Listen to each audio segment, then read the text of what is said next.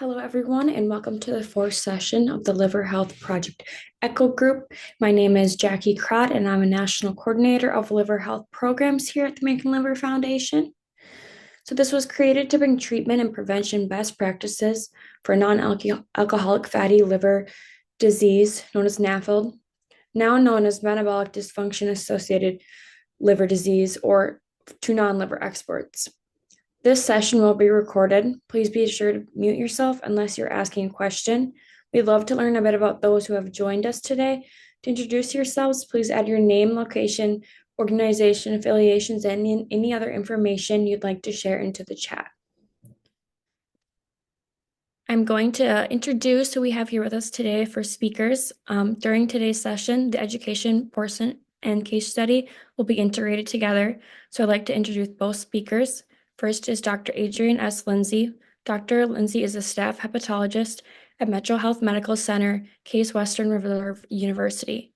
He is the clinical lead of the Gastroenterology and Hepatology Multicultural Health Equity Center of Excellence and the Associate Division Director for Bioinformatics and Quality of Care Advancement in the Gastroenterology. He is board certified in internal medicine and gastroenterology and studying for his transplant hepatology boards this year. His areas of interest is related to chronic liver disease, such as alcoholic associated liver disease, metabolic fatty liver disease, liver cirrhosis, and GI bleeding. He has published literature regarding bleeding as well as immune checkpoint inhibitor as well. Dr. Lindsey received his medical degree from the University of Cincinnati College of Medicine and then completed his internal medicine residency at the University Hospital's Cleveland Medical Center. He has also completed both gastroenterology and transplant hepatology fellowships at the University Hospital Cleveland Medical Center as well. Our case study presenter is Dr. Benjamin D. Leo. Benjamin D. Leo is a third-year internal medicine resident at Case Western Reserve University Metro Health Campus. Originally from Toronto, Ontario, he attended medical school at the Medical College of Wisconsin and is currently applying for the Gastroenterology Fellowship. In his spare time, he enjoys rock climbing and board games. So I'm going to turn it over to these two to do their presentation for us today. All right, thanks for coming. As introduced, I'm Benjamin. I'm a third-year medical resident at Metro Health Medical Center, and then Dr. Lindsey is one of our hepatologists here, an excellent mentor of mine. The title of our presentation is Utilizing Health Education to Improve Patient Health in MASLD and MASLD Prevention. We have no disclosures. So our case begins with patient Mr. James Anderson. He's a 50-year-old male who identifies as non-Hispanic Black, who comes into your primary care office to get checked out. His past medical history is significant for being slightly overweight at a BMI of 29, hypertension on amlodipine, and type 2 diabetes with an A1C of 6.7%, not on medications. He has a family history of a father with coronary artery disease, as well as type 2 diabetes and hypertension, and a mom with type 2 diabetes. He has 2 healthy kids. Social history-wise, he drinks 3 to 4 beers every weekend, no illicit drug use or smoking, and his occupation is a part-time security guard. He lives in an urban neighborhood with lots of fast food options, but few grocery stores.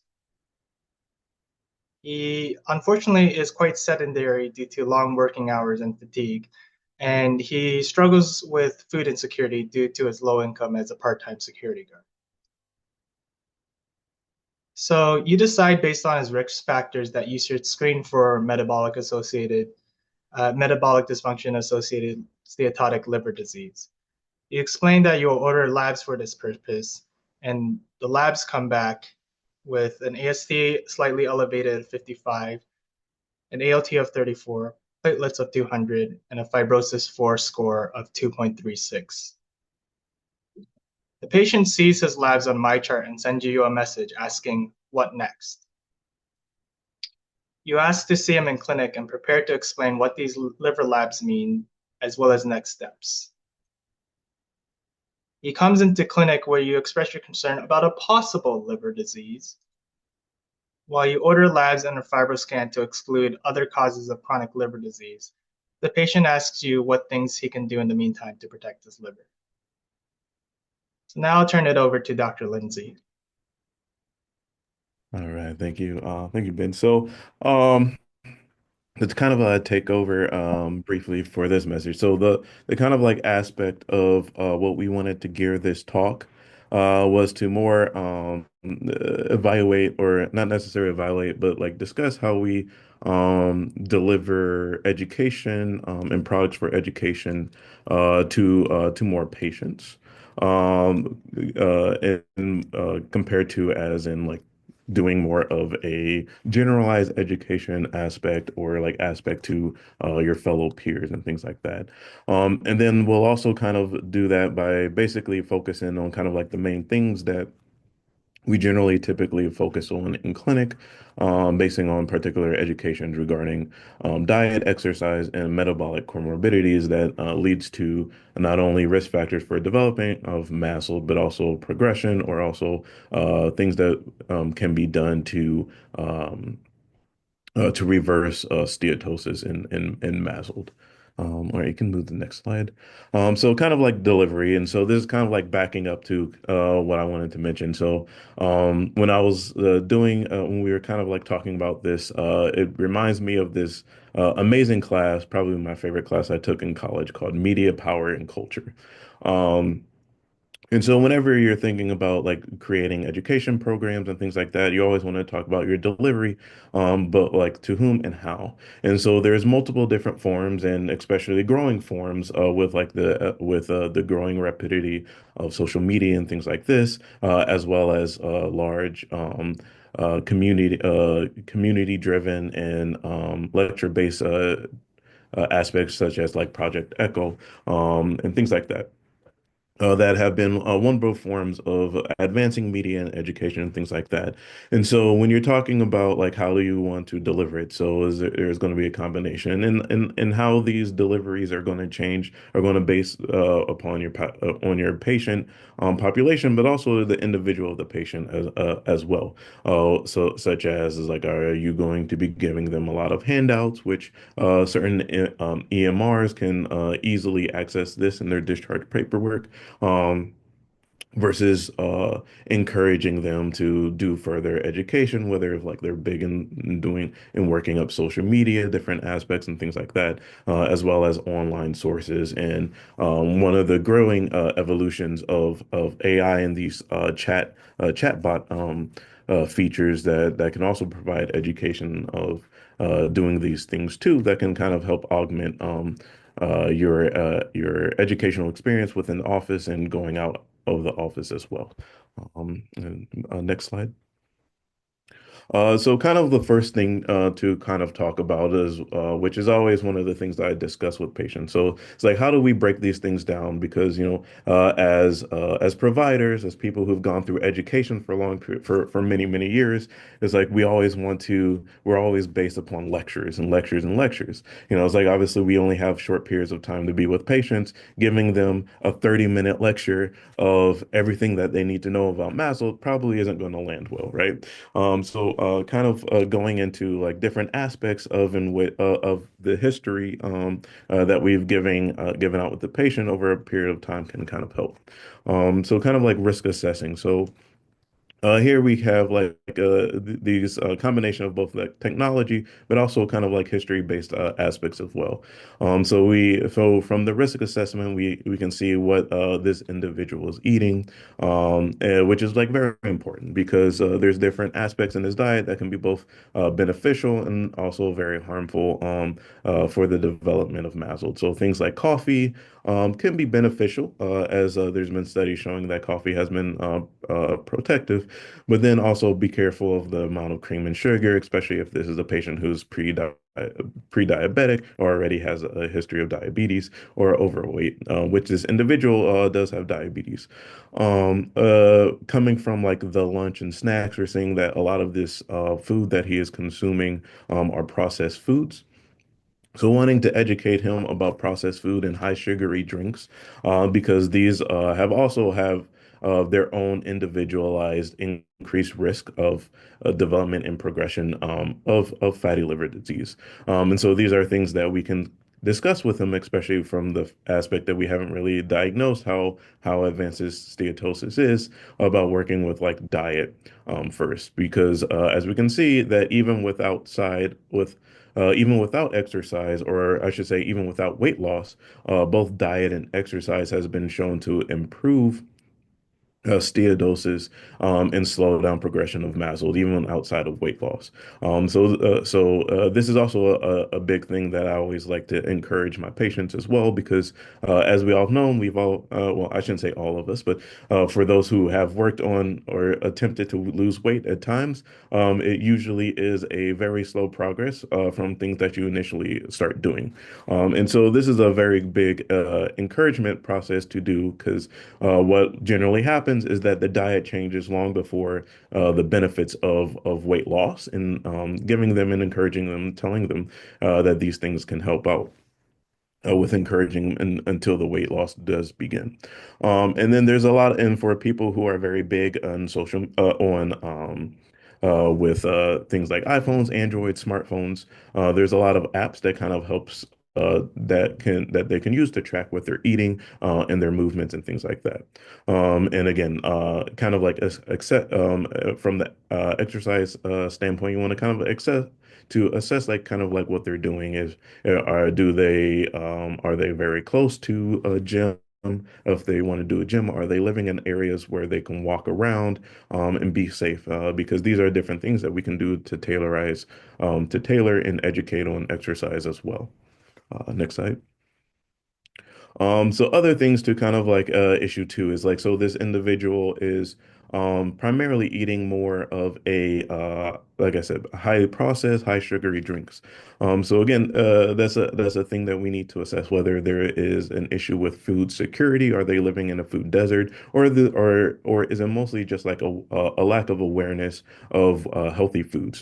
So this is very important, because both of these issues can be addressed, and we'll talk about it a little bit further as we kind of go through this as well, because both low education such as social economic status in neighborhoods will determine what type of foods that they're access to based upon where the local grocery stores are and things like that. And then also kind of like evaluating alcohol intake. So not necessarily we'll have to evaluate how much more he's drinking, but again, kind of talking about cutting back, or even completely going off, depending on what his fibrosis assessment ends up being. And then further education about comorbidities with the diabetes and things like that. But again, these are things that we kind of like go through over the course of several appointments, not necessarily one appointment. All right, next slide. So kind of starting off with dietary, like I said, we were mentioning with dietary. So education for resources. So again, we've kind of discussed with the patient, like, okay, like these foods are not necessarily healthy with processed and high sugary foods. So, what can we do uh, to kind of augment those in individuals who may have a food access shortage?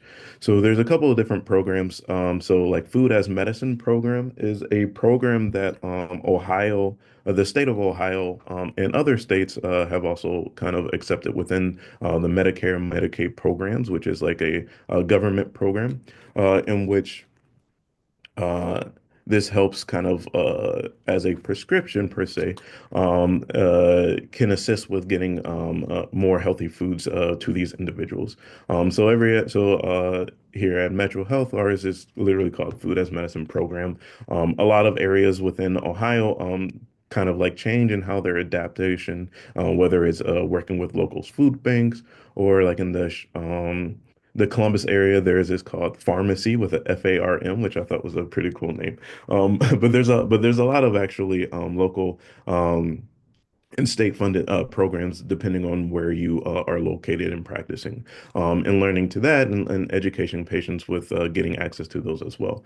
Another aspect too, which can sometimes be a little bit cheaper than going to grocery stores depending on where they shop, and where their access is certain food delivery services that have now done a little bit additional benefits of being able to tailor food that's delivered with like low sodium, or if they're trying to gain weight and things, muscle mass and losing weight and things like that, makes it a little bit healthier as well. Obviously, the prices for that varies.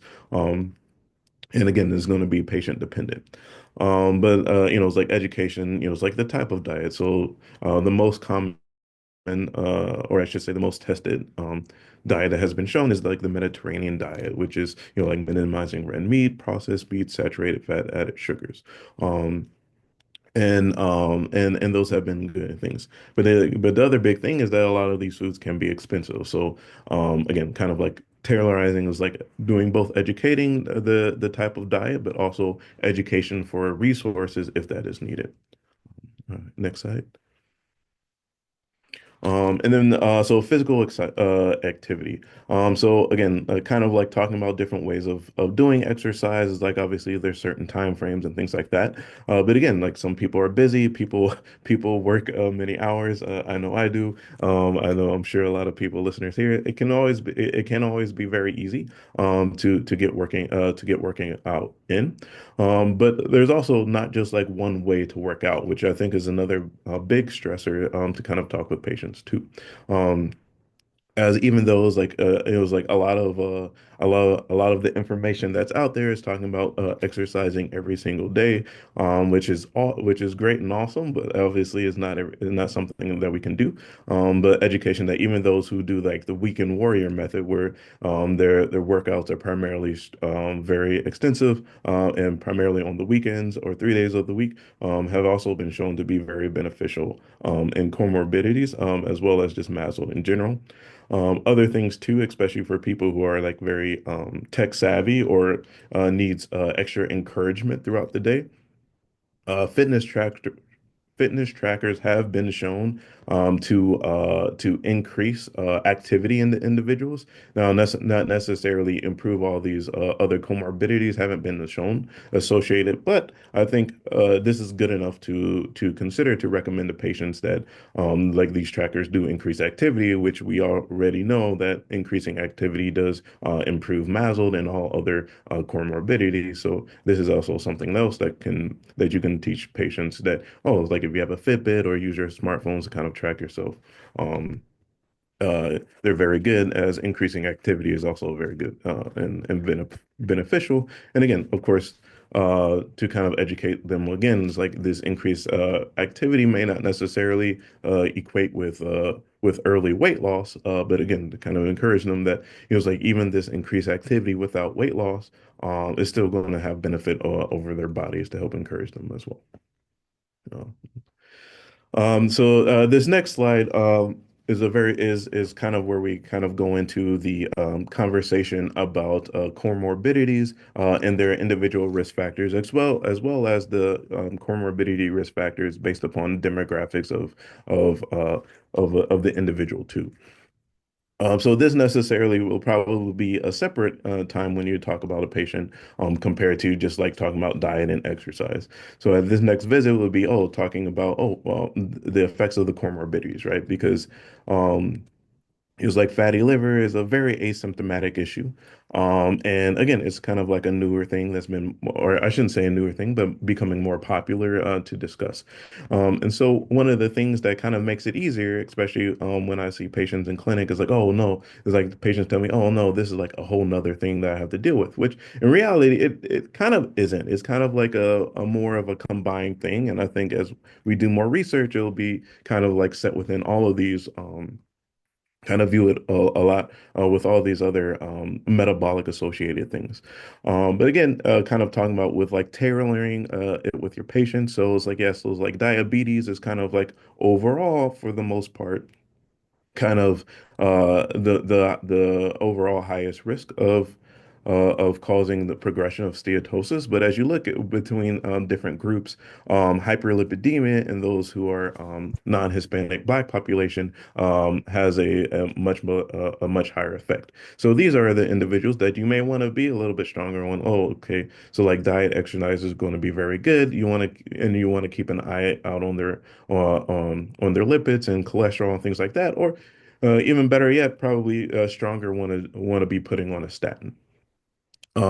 Compared to like people who are of Asian descent, it's like diabetes is very big, but also, remember that their waist circumference and their BMI cutoffs are much lower compared to the other populations.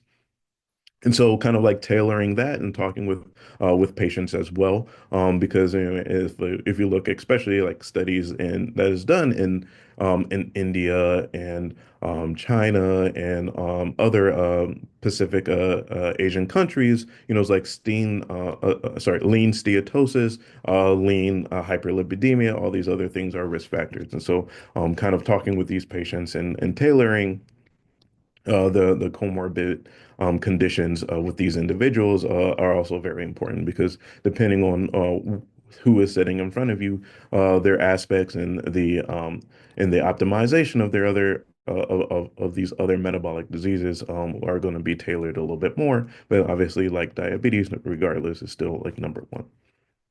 All right, next slide,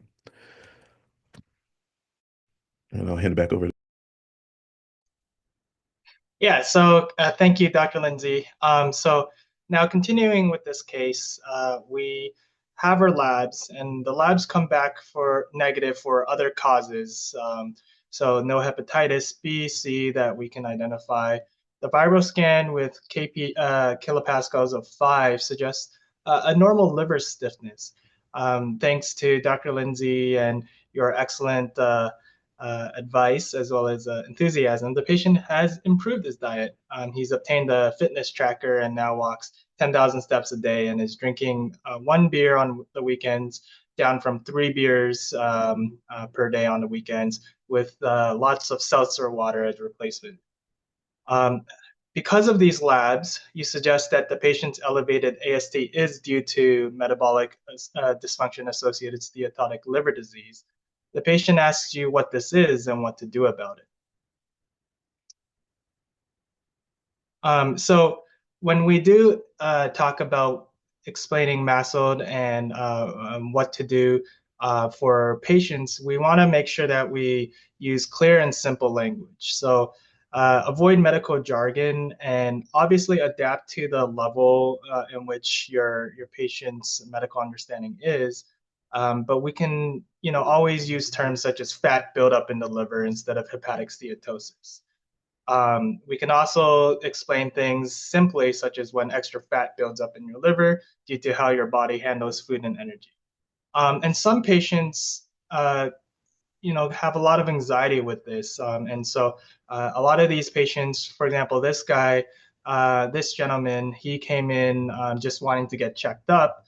And so you never know if this new diagnosis is going to cause some anxiety. So always make sure we're empathetic and reassuring. Acknowledge any feelings, even if the patient isn't, obviously showing anxiety. But you could always say something, understand that this may be concerning news, but provide hope that the good news is that with some changes, we can improve your liver health. And then finally, make sure we're obtaining patient buy-in with collaborative goal setting. So, you can say, let's work together to create a plan that fits your life based off the diet and physical exercise, as well as other things we can do for MASLD.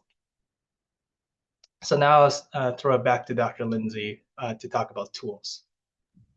All right. So kind of going back into tools and kind of like rephrase to go back to circle around to where we began with is it's like this concept of the media power and culture class that I had, right? So a lot of these things you can change around because depending on your patient is the same thing, just like so it's like it's like there are people who are very good at visual aids, some people like it it's like physically reading. So it's like me, I spend a lot of time on the computer, I spend a lot of time on my phone, but it's like when I really want to read, I read it in print, so it's like so sometimes handouts are pretty great. And like I mentioned, so it's like me personally, I use a lot of handouts uh, in um, in my clinical practice. And I use it to augment kind of like what I discuss in clinic. And then I print it out. And then pages is like, oh, it's like, okay, so like at this appointment, these are like the risks that I identified. So it's like I'm gonna send them a handout with it was like kind of like how we did it in the order. It's like we talked about physical activity and diet first. So then in like that first visit, I'll send them a handout about the Mediterranean diet. And then also exercise. Now, if like if food issues was also something that we discussed at that time, then I would also kind of like bring up, information about the food as medicine consult, or I'll put in a consult order in, or like talk about different delivery food services that are possible. And again, and some people like it on the computer, like looking at screens, which our EMR in the My Chart type of thing. They also have the handouts that will go to their patient summary on their phone as well. But again, it's like there's like several videos and things like that I do. I also kind of like for people who love to look on the internet, kind of like tailor or how I tell them how to look this up because again, internet searching has, especially now with like the advent of all these AI assistants, have has even become more tailored, and sometimes in a good way can be very beneficial. But again, kind of like honing in what they should be looking at as well, or recommending what they should be looking at. Obviously, they can look at it however they want, and then have further discussions further. Another big thing too is like culturally relevant materials. So again, whether it's culturally relevant in in like the types of food that they're eating and things like that, or also like how they engage with the society and exercising and things like that. Because again, like not everyone culturally wants to work out in a large gym with like 100 other people watching them and things like that. Um, and again, it's like using of technology. Whether you're a big fan of smartphones or not, I'm sure a good amount of your patients are. And they're as they're becoming more and more part of our lives, both good and bad aspects. But there's a lot of different things that we can do with using these smart apps to help track what we're doing in a much easier way. And then also with it being on the smartphone is something that they can bring to you when they come to you in clinic to track. Because like this is a very big important from a liver and also a GI aspect. It's like we always chart. It's like, oh, what did you eat? What happened? It's like with diarrhea. It's like, oh, you ate this. I had diarrhea. It's great. It's on the phone. It's really nice. So it also makes it a little bit easier instead of them having to carry around a diary. But if they like carrying around diaries, that's also a good aspect as well. Um, okay, you can go to the next slide. And again, one of the big aspects with like MASLD, but I think in general when it comes to education and working with individuals, is like you want to educate, you want to encourage, and you also want to monitor. And so that's actually primarily the encouragement and monitoring ends up being probably the largest aspect of what I do in clinic with individuals.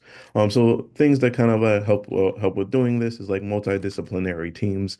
It's like a lot of weight loss programs have multiple different aspects or multiple different individuals that a particular patient is seeing. They'll like see nutrition, they'll see psychiatry, they'll see their primary providers, sometimes both medical and surgical, where they're seeing a lot of different people, and that ends up being like a large successful aspect of these programs like this. And other programs are also doing this like that, like IBD, liver, especially like transplant programs. It's like they're seeing like multiple different patients, and that's kind of like the aspects of how outcomes end up being very good.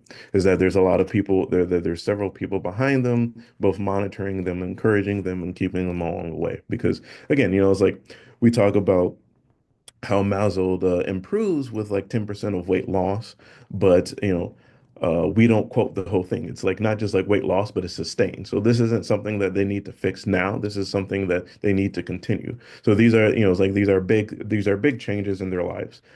Because this isn't just like, oh, it's like I need to cut back on processed foods now for the next 3 months. It's like this is something I need to do lifelong.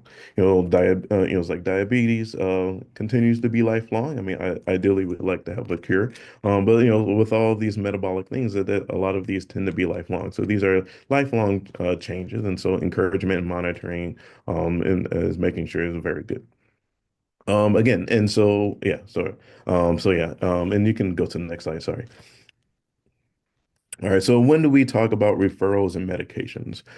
So again, from the aspect to me, from like hepatology referral, like obviously like at any time, especially if you're concerned about, oh, it's like this person is losing weight, or I'm not actually entirely sure that they even have MASLD, there could be something else going down. Of course, you can always like send the patient to us.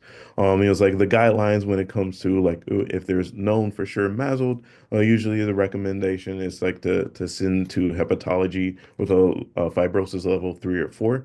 But again, these guidelines were before we started, before, it was like medications like uh, resmetirom was FDA approved for MASLD, and that's for people who have fibrosis level of 2 and 3. So maybe if a person is interested in getting these medications, which right now are only prescribed by hepatology and GI providers, then that would also be another reason to consider sending them that hasn't been updated. And of course, there's other medications that are being studied as in other GLP-1 medications as alternatives for treatment that haven't been FDA approved, but probably will within the next year or so. And so individuals that may need those particular needs for a medication for steatosis that may not be for diabetes or other things that could be prescribed, because we don't know where if everyone's going to be able to prescribe the GLP ones for steatosis. I know right now there isn't really a whole lot of restrictions, so maybe they'll continue that, but we don't know yet. But again, it's like especially with more comorbidities, again, that will be an indication too, because like we mentioned, like having more people for them to see or to work with being accountable can also improve their outcomes as well. All right, next slide. So kind of like in summary, again, in order for proper education, is to kind of like really evaluate who you are treating, or I should say, who you are educating, whether it's your colleagues, like people as a whole, individual patients, and your patient population, because it's very important because you want to tailor your education in that aspects.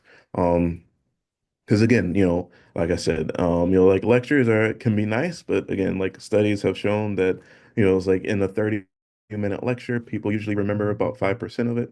And it's like just like how we didn't like lecture in school. It's like our patients definitely don't like being lectured either. So being able to break this down, even though I am giving a lecture about education, that's about 30 minutes. I know, but again, it's like the kind of like summarize things is like, oh, it's like knowing that we need to kind of like tailor on who we're educating.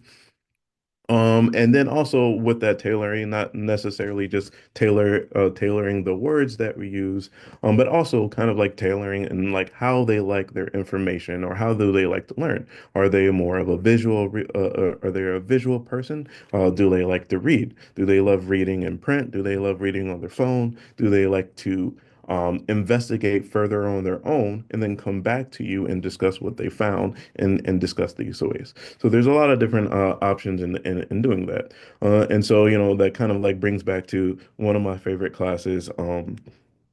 In college that I mentioned, it's like media, power, and culture, right? Because media, like those who own the media own the power, and it's all governed and creates your culture, right? And so how we and being able to adapt in the delivery of the information that we have will also help us to control what information is being had and given, and how other individuals are being taught. Because if we deliver information in the same aspects, and in the same forms that other people are delivering it, then we can also provide the education that could be necessary. And also, you can also edit the education more geared to how you are more comfortable with doing that, and also how your patients like it. And again, it's like the three biggest things that I want to kind of like enforce to, or not necessarily enforce, but for you to take away is education, empowering, and monitoring. So the combination of those three have been shown to be effective. In improving outcomes. And again, it's kind of like the mainstay in how we treat MASLD. Obviously, we have new medications, but again, like educating, empowering our patients to work with altering their lifestyles, whether it's what they're eating and encouraging uh, their exercise, doing the both, weight loss, and also keeping that weight loss off and sustaining these type of these new healthier lifestyles with monitoring and keeping up with what they're doing. Yeah. Um, so here are our references. We want to thank you for your time on this great American Day of Voting. Um, yeah. If there's any questions, we'll be happy to answer. If there are none, I'm going to then, before we wrap up, I also like to ask one of our American Liver Foundation staff members to share a bit of information about the health education effort in our Think Liver, Think Life program. Fiorella Carwas is a health specialist who has been a certified health education specialist since 2013. She is from Richmond, Virginia, and holds degrees in psychology and community health education. In her decade-long career, she has explored work in poison prevention and DEI and is happy to bring her expertise to the ALF community. So I'm going to turn it over to her. My name is Fiorella. I'm one of the liver health specialists here with the foundation, and I'm just going to talk about our initiative, Think Liver, Think Life. It's the foundation's 5-year campaign to improve liver disease outcomes. And really quick, I'll give a very quick overview. So this is basically what's showing the inputs, the strategy, and the impact of the program that we have. So over $15 million dollars were funded, are used to be funded for 5 years, with guidance from hundreds of liver specialists, public health experts, and health professionals and government leaders. Over 100 partnerships were created since year one. So what we're looking at here, the disease states, MASLD and MASH, and also liver cancer. And this is from the years 2002 and 2026. So we're, say, halfway there. New liver disease initiatives potentially added each year. And so the impact that we are hoping to have: prevent and detect liver disease earlier, better management and treatment of liver disease, and reducing the stigma and health inequity, change in public policy, as you know, and increased funding. That's highly needed, as you know. And you already saw this slide. So right now, you can see in your screen, I'm not going to mention all of them due to time, but these are the participating states, and we're hoping to expand to all of the states by 2026. Who is participating, particular in this program? So we have community-based clinics, health departments, FQHCs, mobile clinics, medical professionals themselves, and we're also part of the CDC Cancer Collaborate, and we're always looking for more partnerships. So it is a work in progress. So when people get tested, out of everyone, we're consistently seeing that 63% of the people that we screen out there show some kind of indication of MASLD. As we know, this is an issue, and we also, one of the things that we also have is our liver health. It's through the website. We're also gathering information through that, and we urge everyone to take this quiz, and you can see at the bottom the website where you can go to. And particularly, we'll be talking about connection to care, and this is what my particular area here. This is what I do. So basically, after the participants are screened, and they receive follow-up calls, usually within a couple of weeks. This will allow the physician or nurse practitioner, whoever is looking after the patient, to look at the results and let the patient know. Sometimes it doesn't happen necessarily, so we go over the results. And again, it's not a diagnostic call. I am not a physician. I'm not doing this through the phone, but we're making sure that the patient knows what we're seeing when it comes to the labs. And one of the biggest things is that we are encouraging them to follow up with their primary care provider for definitive diagnostic testing. All of the participants receive access to MyFitnessPal app. They will receive a code. Usually this is done via text. It's easier for them, so they're able to access when they want. So what happens in this aspect of connection to care, that's important.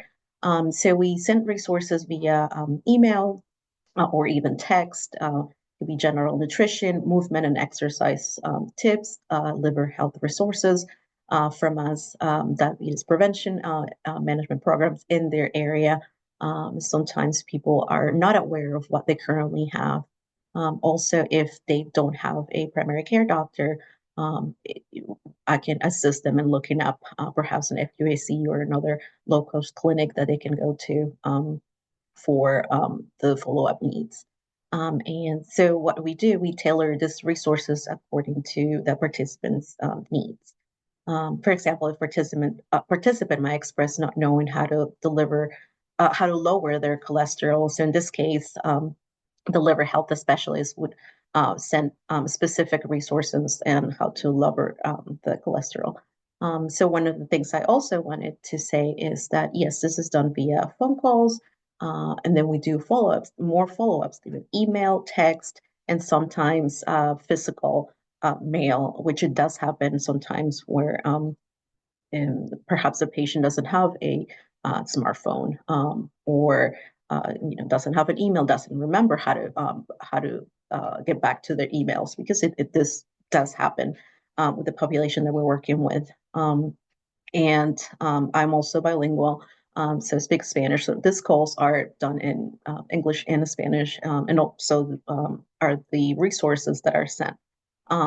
But anyone, we can help anyone with any language. We do use a language line, and it has helped a lot to get in contact with different kind of audiences, and this has worked great so far.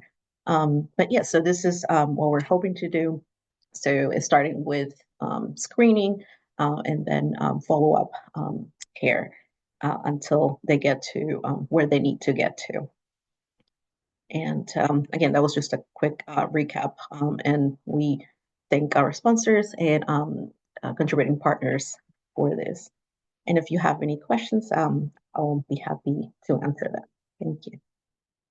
I want to thank both presentations. They were great today. Thank you guys for joining us, and thank you to everyone who attended this session.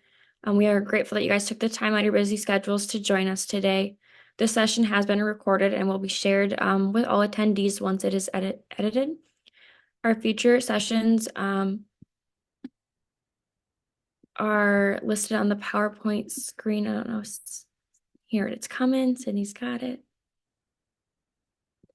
And as a reminder, for all the sessions, you log into your iEcho portal to join the meeting, and there's also a survey on that portal that we would appreciate. You could take a moment to give some feedback on today's sessions for that.